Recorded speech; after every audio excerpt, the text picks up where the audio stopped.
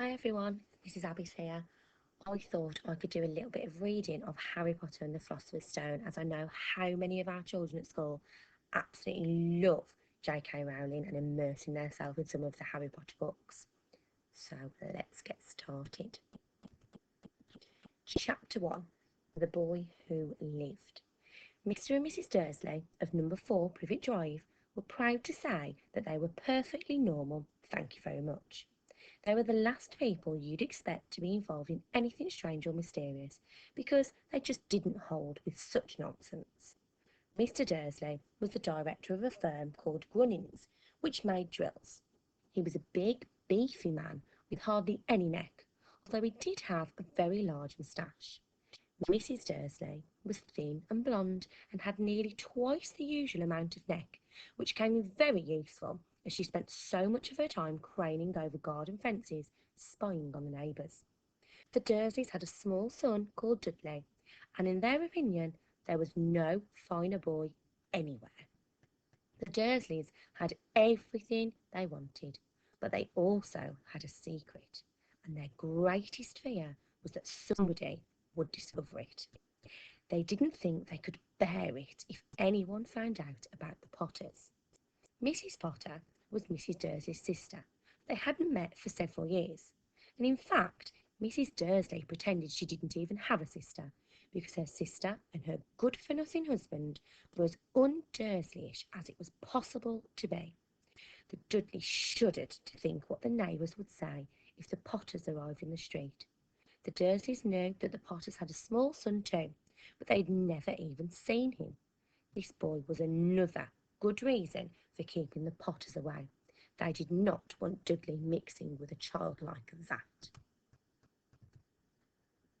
When Mr. and Mrs. Dursley woke up on the dull grey Tuesday, our story starts.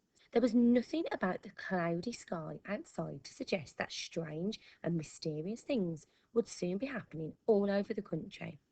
Mr. Dursley hummed as he picked out his most boring tie for work, and Mrs. Dursley gossiped away happily as she wrestled a screaming Dudley into his high chair. None of them noticed a large tawny owl flutter past the window.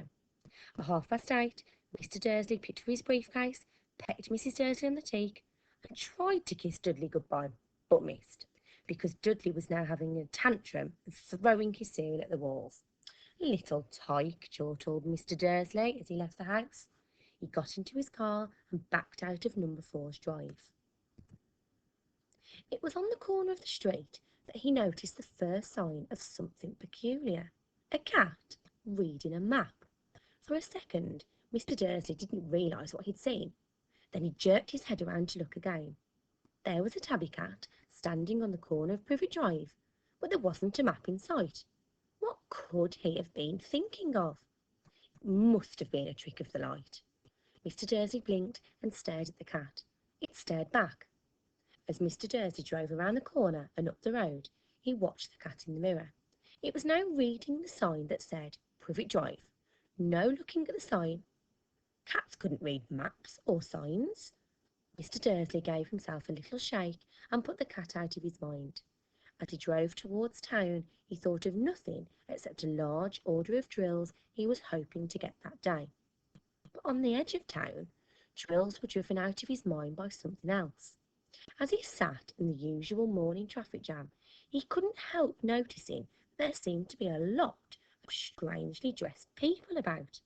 People in cloaks. Mr. Dursley couldn't bear people who dressed in funny clothes. The get-ups you saw on young people. He supposed this was some stupid new fashion. He drummed his fingers on the steering wheel and his eyes fell on a huddle of these weirdos standing quite close by.